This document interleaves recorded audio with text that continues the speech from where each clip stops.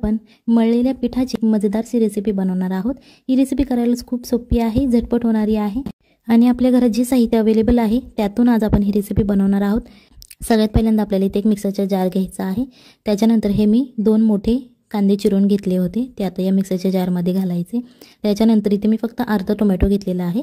इथे आपल्याला जास्त टोमॅटो वापरायचा नाही, अर्धा टोमॅटो घ्यायचा आहे आणि आता हे आपल्याला मिक्सरवरती छान असं बारीक करून घ्यायचं आहे। आता तुम्हाला दिसत असेल बघा, अशा प्रकारे आपलं हे मिक्सर तयार झालेलं आहे। छान असं घट्ट तयार झालेलं आहे, जास्त पातळही करायचं नाही आणि जास्त घट्टही नाही। अशा प्रकारे आपल्याला हे मीडियम बनवून घ्यायचं आहे।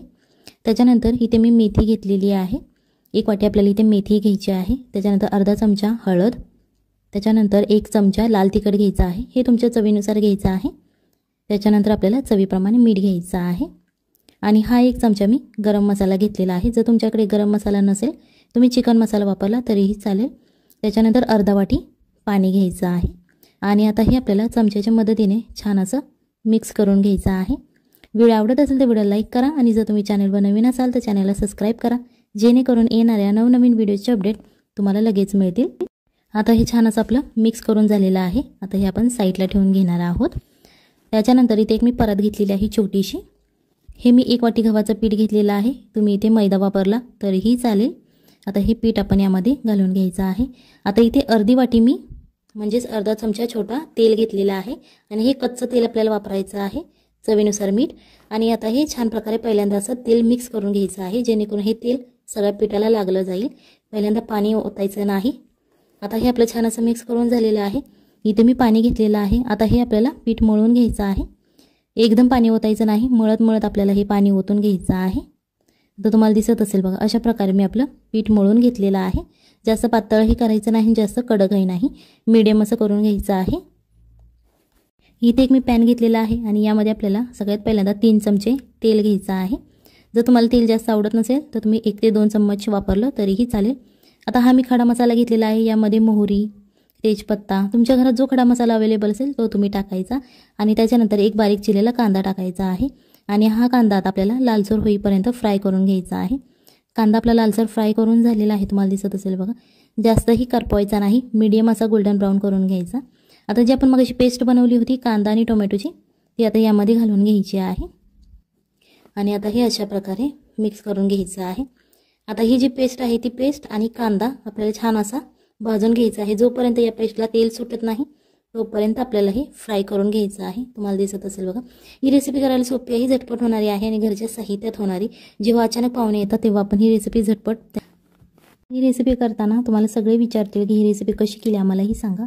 आता जे आपण मगाशी मिक्सर तयार केलं होतं मेथीचं, ते आता या मसाल्यामध्ये आपल्याला घालून घ्यायचं आहे आणि आता हेही या मसाल्याला तेल सुटेपर्यंतच आपण फ्राय करून घेणार आहोत। छान असं फ्राय करायचं आहे, जेणेकरून यामधलं जे पाण्याचं प्रमाण आहे ते निघून जाईल, जेणेकरून आपला मसाला एकदम कोरडा होईल। आता यामध्ये आपल्याला 1 ग्लास पाणी ओतायचं आहे आणि ही आता आपल्याला पहिल्यांदा याची उकळी काढून घ्यायची आहे। सगळ्यात पहिल्यांदा हे मिक्स करायचं आहे पाणी आणि याची आपल्याला उकळी काढून घ्यायची आहे। अशा प्रकारे तुम्हाला दिसत असेल बघा, उकळायला लागलेलं आहे। आता हे जे आपण मगाशी पीठ मळून ठेवलं होतं त्याचे आता आपल्याला असे छोटे छोटे गोळे करून घ्यायचे आहेत। हे तुम्ही तुमच्या साईजनुसार करू शकता, तुम्हाला बारीक हवे असेल तर बारीक करू शकता। अशा प्रकारे मी याचे 3 गोळे करून घेतलेले आहेत। आता जे आपण मगाशी उकळायला ठेवलं होतं, आता त्याला छान अशी उकळी आलेली आहे। इथे मी 1 जाडसर कापलेली शिमला मिरची आणि 2 बारीक चिरलेले बटाटे घेतलेले आहेत, तुम्ही याच्यापेक्षा जाड सुद्धा चिरू शकता। आता याची पहिल्यांदा आपल्याला 1 उकळी काढून घ्यायची आहे। इथे एक मी चाळण घेतलेली आहे, तुम्हाला दिसत असेल ही आपली वडी उकडण्याची चाळण आहे स्टीलची। आता हे तेल घ्यायचं आहे आपल्याला हातावरती आणि अशा प्रकारे याला लावून घ्यायचं आहे चाळणीला, तुम्हाला दिसत असेल बघा, अशा प्रकारे आता हे आपल्याला लावून घ्यायचं आहे, जेणेकरून ते सगळीकडून ग्रीस होईल तेलाने।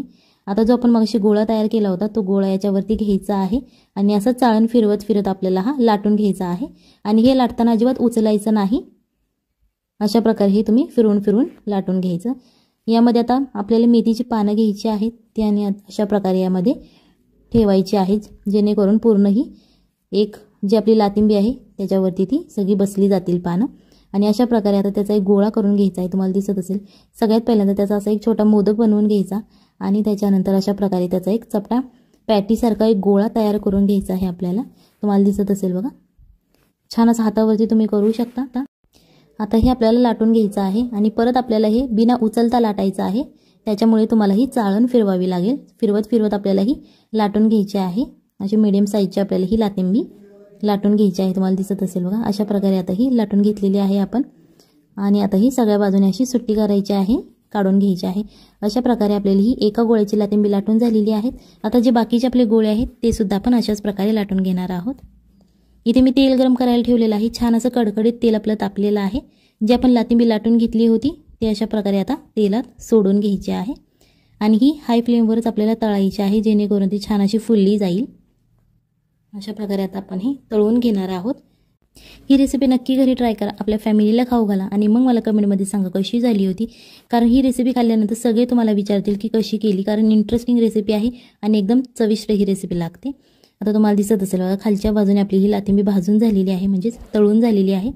आता ती आपण अशी गोल फिरवत फिरवत छान अशी क्रिस्पी होईपर्यंत भाजून घेणार आहोत.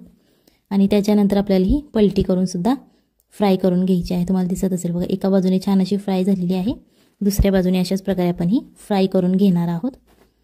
अशा प्रकारे आपली छान अशी बटाट्याची आणि शिमला मिरचीची ग्रेव्ही तयार झालेली आहे. तुम्हाला दिसत असेल बघा, खूप छान असा कलर आलेला आहे आणि टेस्टही खूप छान आहे याची.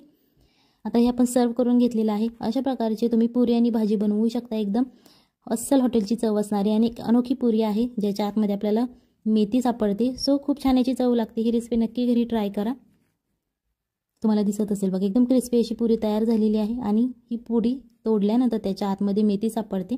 चला तर मग भेटूया पुढच्या रेसिपीमध्ये. तोपर्यंत आपण शिल्लक राहिलेल्या पिठापासून एक चविष्ट लहान मुलांसाठी रेसिपी बनवणार आहोत, जी की तुम्ही बाहेर जाऊन खूप महागडी रेसिपी खाता आणि तेवढी ती हायजेनिक फ्री नसते. सो आज आपण घरच्या घरी हायजेनिक फ्री रेसिपी फक्त मळलेल्या गव्हाच्या पिठापासून बनवणार आहोत. चला तर मग जास्त वेळ न घेता आजच्या रेसिपीला सुरुवात करूया.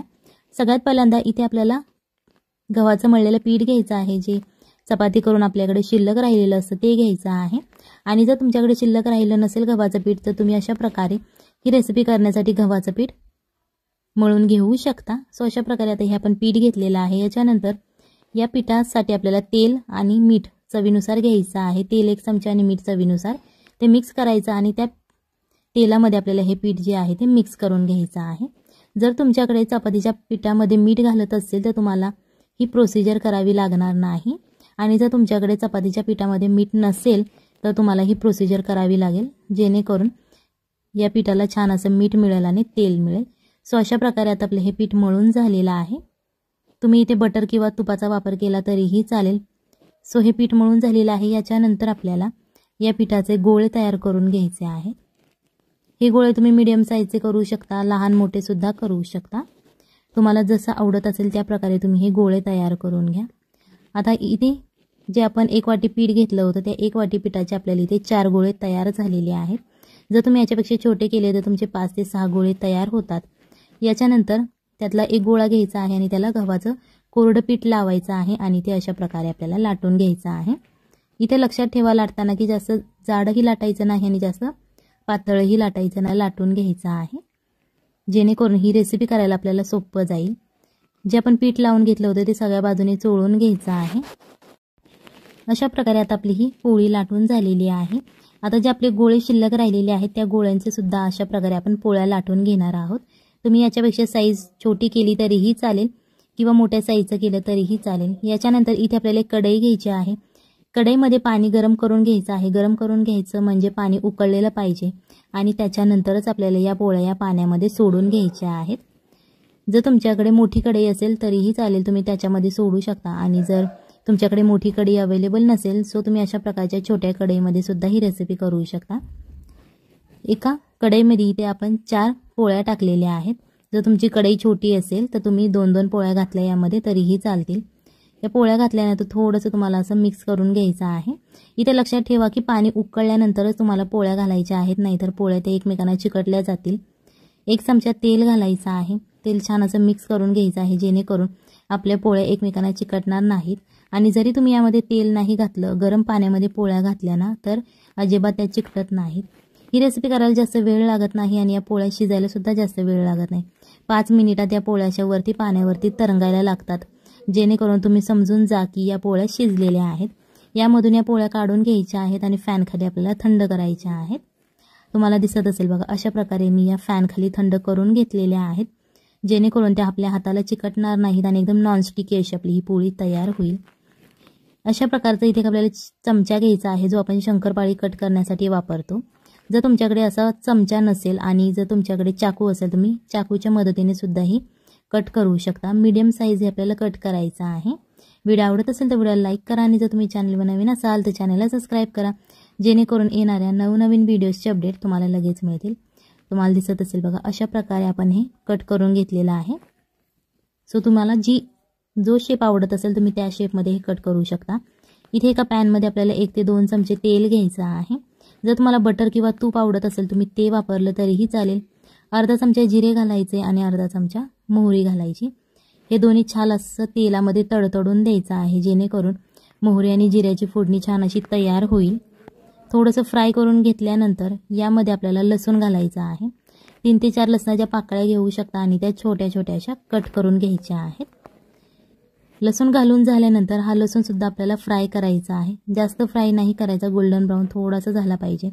एक जाडसर असा कांदा चिरून घ्यायचा आहे। ज्याप्रमाणे आपण भज्यासाठी चिरतो त्याचप्रमाणे हा कांदा आपल्याला चिरून घ्यायचा आहे आणि हा आता आपल्याला याच तेलामध्ये हा फ्राय करून घ्यायचा आहे। पूर्ण असा गोल्डन ब्राऊन नाही करायचा, मीडियम असा आपल्याला हा फ्राय करायचा आहे, जेणेकरून ही रेसिपी करायला आपल्याला सोपं जाईल। सो अशा प्रकारे हे आता फ्राय करून आपल्याला कांदा घ्यायचा आहे।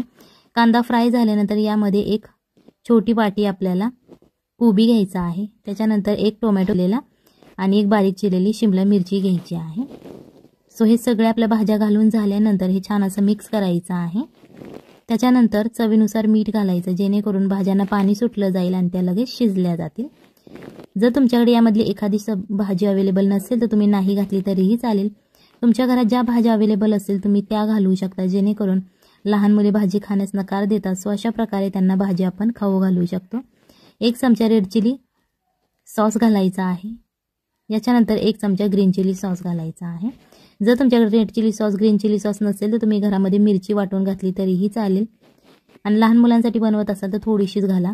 1 चमचा शेजवान चटणी आणि 1 चमचा सोया सॉस घालून हे छान असं मिक्स करून घ्यायचं आहे, जेणेकरून आपण ज्या भाज्या घातलेल्या आहेत त्या सगळ्या भाज्यांना हा मसाला लागला जाईल आणि छान अशी याची टेस्ट येईल। जास्त वेळ लागत नाही, 1 ते 1.5 मिनिटे तुम्ही हे फ्राय करू शकता। हे तुम्ही हाय फ्लेमवरती किंवा लो किंवा मीडियम फ्लेमवरती फ्राय केलं तरीही चालेल, काहीच प्रॉब्लेम नाही। फक्त छान असा मसाला या भाज्यांमध्ये मिक्स झाला पाहिजे आणि थोडासा मसाला शिजला पाहिजे। याच्यानंतर आपण जे नूडल्स तयार केलेले आहेत ते नूडल्स याच्यामध्ये घालून घ्यायचे आहेत। हे नूडल्स कट करताना जर तुमच्या हाताला किंवा प्लेटला चिकटत असेल तर थोडंसं असं जे कोरडं पीठ आहे आपलं गव्हाचं ते तुम्ही त्याच्यावरती भुरभरू शकता आणि हे आपल्याला आता मिक्स करून घ्यायचं आहे। जास्त वेळ लागत नाही, तुम्ही जेव्हा घरात पाहुणे येतात तेव्हा ही अशी रेसिपी इंटरेस्टिंग बनवू शकता। सो ही रेसिपी नक्की घरी ट्राय करा, आपल्या फॅमिलीला खाऊ घाला आणि मग मला कमेंटमध्ये सांगा कशी झाली होती। वरून थोडीशी कोथिंबीर घालायची आहे गार्निशिंगसाठी आणि छान असं मिक्स करून घ्यायचं आहे। हे तुम्ही असंच सर्व करू शकता किंवा एखाद्या चटणीबरोबर हे सर्व केलं तरीही चालेल। चला तर मग भेटूयात पुढच्या एका